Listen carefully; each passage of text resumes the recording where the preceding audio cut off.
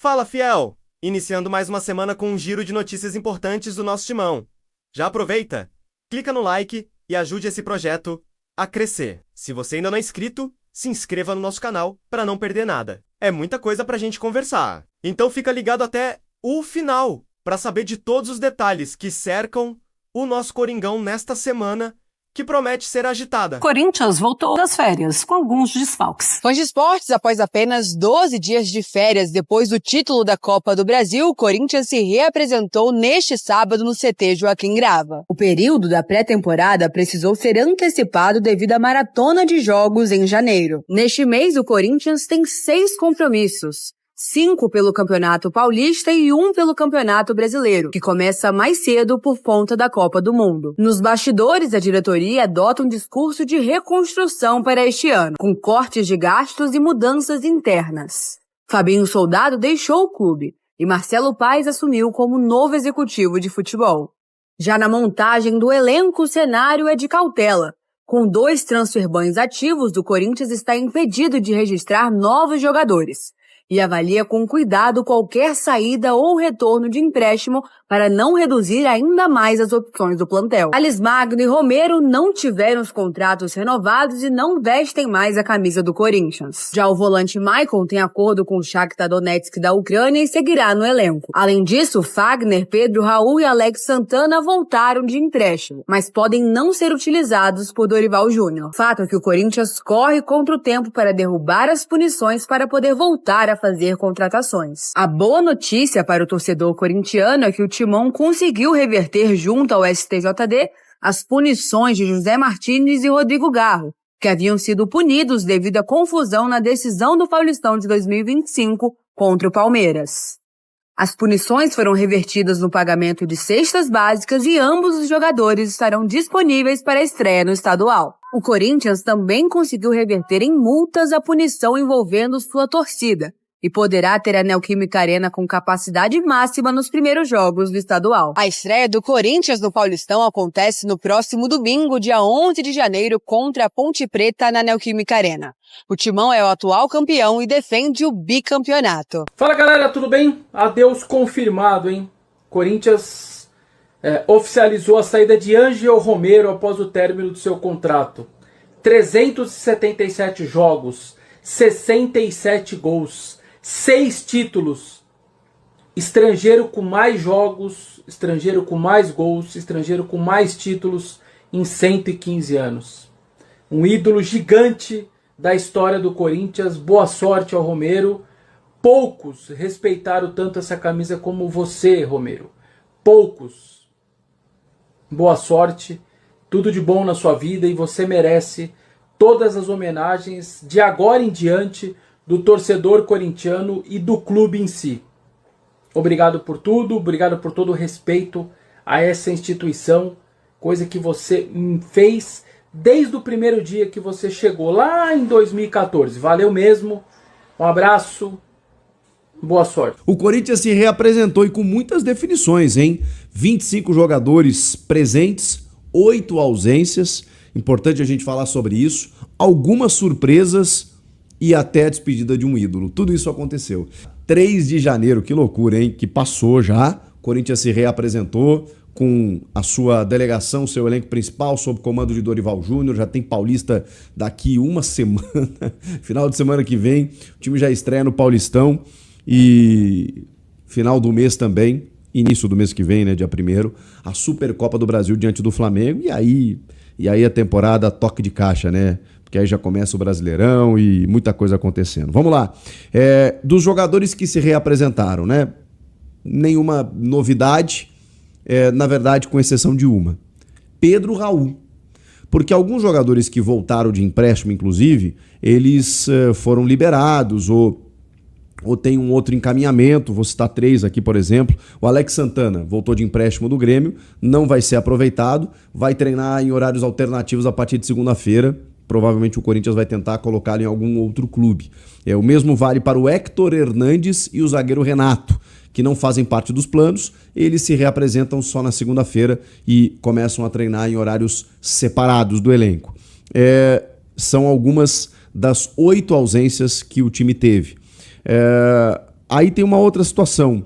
O Pedro Raul, que eu estava falando, ele volta, mas ele está dentro do elenco que faz parte dos planos. Não sei se o Corinthians vai buscar algum empréstimo, não sei se o Dorival daqui a pouco entendeu de que precisava ter uma alternativa no setor. O fato é que o Pedro Raul voltou de empréstimo para o Ceará, o Inter estava de olho nele, mas ele voltou e continuou treinando com os titulares. Inclusive fez até uma postagem na rede social dizendo que saudade que eu estava de estar aqui e tudo mais, vamos juntos, 2026. Fez uma postagem super positiva, como se fizesse parte dos planos realmente. Então, eu tô achando que o Pedro Raul vai ser reintegrado e daqui a pouco, né, pode ser uma peça importante. Ele foi bem no Ceará, fez alguns golzinhos lá, foi um cara importante. No Corinthians ele não dá para dizer que não teve oportunidade, mas ele não correspondeu.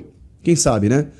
Faz parte do elenco. O Corinthians não pagou barato por ele, mais de 20 milhões de reais para tirá-lo do futebol mexicano. Então essa me chamou a atenção, né? O Pedro Raul ele voltou e não foi liberado. Inclusive faz parte do elenco na relação que o Corinthians mandou. O Fagner voltaria de empréstimo do Cruzeiro, porém ele não se apresentou também porque o Corinthians encaminha uma rescisão amigável. Ele tem mais um ano de contrato. Na metade do ano ele poderia assinar um pré-contrato e sair de graça, mas o Cruzeiro quer permanecer com ele, quer ficar com ele, ainda mais com a chegada do Tite, que tem uma confiança no Fagner, trabalhou com ele no Corinthians, seleção brasileira, levou para a Copa do Mundo. Então o Cruzeiro tem o interesse de ficar com o Fagner e agora o Corinthians trabalha numa rescisão para que ele assine com o Cruzeiro em definitivo. Então isso está acontecendo. Outros jogadores que também não se apresentaram e estão negociando, mas aí a permanência no Corinthians, são dois, Fabrício Angileri e o volante Maicon. O Maicon já tem um acerto aí, é questão meramente do anúncio, né? Mas ele não se apresentou porque está negociando um novo vínculo, né? O contrato dele encerrou dia 31 de dezembro, então ele está sem contrato, por isso ele não se reapresentou. O mesmo vale para o Fabrício Angileri. Esse está um pouco mais no impasse, não dá para a gente confirmar se vai ter a renovação, né? A extensão do vínculo, mas existe uma negociação nesse momento. Estou falando aqui, né, dos 8 que não se apresentaram. Fagner, os 3 lá que vão treinar em horário alternativo, Alex Santana, Héctor Hernandes e Renato, os 2 que negociam, Angileri e Maicon, e aí tem mais 2, por questões muito características, muito específicas.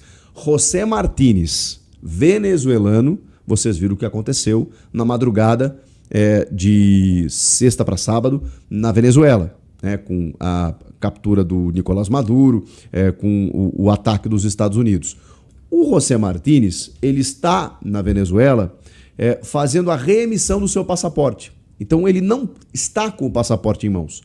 Só que no momento em que o país dele foi atacado, a gente não sabe, nem ele sabe, de que forma ou quanto tempo vai demorar para ele receber esse passaporte. E sem o passaporte ele não consegue embarcar. Então ele não tem nem previsão, gente, de sair da Venezuela. Olha que loucura como essas questões diplomáticas às vezes impactam também no futebol. O Savarino é outro lá, jogador do Botafogo, que está vivendo o mesmo drama. Então, o José Martínez, que já teve um problema, né? Depois da Copa do Mundo de Clubes também, demorou um tempo para se reapresentar, porque já tinha dado um problema no passaporte. Só que agora não foi culpa dele, né? Foi uma questão aí que, né, foge totalmente de uma questão, né, de qualquer planejamento, né, que alguém possa ter. E o outro jogador é o Yuri Alberto, mas aí ele está na Itália resolvendo uma documentação de cidadania italiana, já tinha avisado o clube, então é um atraso programado e nos próximos dias o Yuri já deve estar de volta. São as únicas ausências, né, por questões mais específicas, o resto já citei. 8 jogadores que não estavam presentes, 25 sim, entre eles o Pedro Raul, que não deixa de ser uma surpresa. O Marcelo Paz já palestrou, já se manifestou mais uma vez à Corinthians TV, falou como é que foi o contato com os jogadores, com o elenco, disse que sentiu o grupo muito motivado, feliz, né? Claro, os caras chegaram depois de um título, premiação, aquele bicho extra, aquela coisa toda, né? Venceram uma temporada super difícil com 2 conquistas, um Paulista e uma Copa do Brasil. Tem uma previsão aí de Libertadores, Supercopa, mas o Osmar Stabile já falou que o Corinthians não fará grandes contratações esse ano, mas que ele promete um time competitivo para brigar em todas as competições. Então, O que a gente consegue entender disso? Reforços pontuais e uma responsabilidade financeira um pouco maior, diferentemente do que teve Augusto Melo, do que teve antes a gestão do Duílio. O Osmar Stabile está mais preocupado com essa situação, mesmo que o Corinthians agora receba alguns valores, né, pela Copa do Brasil, pela Liga Forte, por empréstimos e tudo mais. Ele está preocupado com a dívida e exatamente por conta disso não vai fazer grandes ousadias. Mesmo assim, o Corinthians pagou a primeira parcela do acordo com o Matias Rojas. Olha o que é o futebol, gente. O cara jogou 7 jogos com a camisa do Corinthians e simplesmente teve depositado na sua conta 20 milhões de reais nessa sexta-feira. Isso indica que não haja um novo transfer ban pela dívida com o Matias Rojas, porque houve um acordo que não foi cumprido na renegociação feita pela gestão Augusto. Ele foi contratado pela gestão do Duílio, não pagamentos, a gestão Augusto renegociou e não cumpriu o prazo e os caras entraram na justiça e tem 40 milhões para receber. O Corinthians pagou a primeira parcela de 2. Essa primeira parcela dá uma sinalização de, beleza, a gente está querendo arcar com os compromissos e, né, dar uma amenizada no negócio, não vai ter risco de transfer ban com a questão Matias Rojas, pelo menos por enquanto, que era uma possibilidade, né? O Corinthians agora se volta para a situação do Santos Laguna para derrubar esse transfer ban da FIFA e tem aquele da CBF, que eu já citei para vocês, né? Das parcelas que não foram pagas, mas com atraso. E a terceira vence dia 17, o Corinthians quer pagar antes para sinalizar para a CBF que está sendo um bom pagador e aí não ter problema para registrar jogadores. Nessa segunda-feira abre a janela e aí o Corinthians começa a contratar, registrar e tudo mais. E o Marcelo Paz, voltando nele, tá nesse desafio, né? Ele disse que conversou com várias áreas do clube, tá se inteirando, né, de tudo que está acontecendo, tem alguns contratos aí sendo definidos, tem, obviamente, né, uma questão de mercado aí para fazer contratações pontuais, criativas, jogadores livres de custos, toda aquela história para que o time continue competitivo, mas ao mesmo tempo tenha uma responsabilidade financeira. Essa é a ideia. E aí, gente, outras definições, as despedidas. Uma delas, já prevista, do Thales Magno, encerrou o contrato, a opção de compra era muito alta, nunca foi nem cogitado, ele perdeu muito espaço na reta final do ano, mesmo assim se despediu com 2 títulos, né?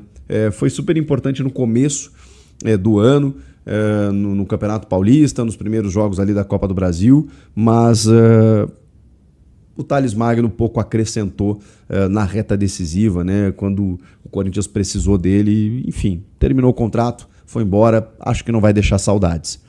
E o outro foi Ángel Romero. Aí a gente está falando de algo diferente.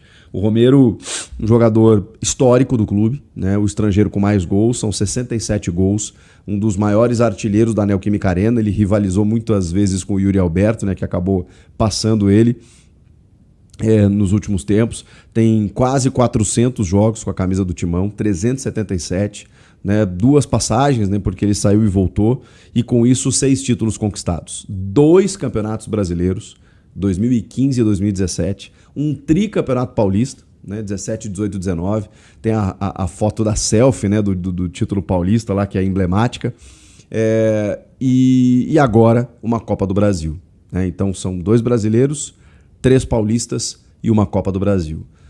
O Romero já não era mais o mesmo jogador, mas um cara que sempre defendeu as cores do Corinthians com muito afinco, com muita raça, com muita galhardia. Nos últimos tempos era o jogador mais cara de Corinthians, né, mais histórico, porque esse elenco todo foi montado de 2, 3 anos para cá. Então, talvez o Yuri, assim, um pouco mais antigo, mas ninguém tão antigo quanto o Romero, né? Com a saída do Fagner, do Cássio, mais recentemente, não tinha um cara que simbolizasse o Corinthians há tanto tempo. E esse cara era o Romero, que tinha uma palavra no vestiário, que tinha, mesmo sem jogar, uma palavra de confiança, de valorização da torcida, do clube. Era uma mobília ali do vestiário que ainda ficava por ali para lembrar aqueles caras do que era o Corinthians. Esses caras que estão entendendo agora o que é ser o Corinthians na boa e na ruim, né? Passaram por tantas dificuldades, ganharam títulos e agora estão entendendo.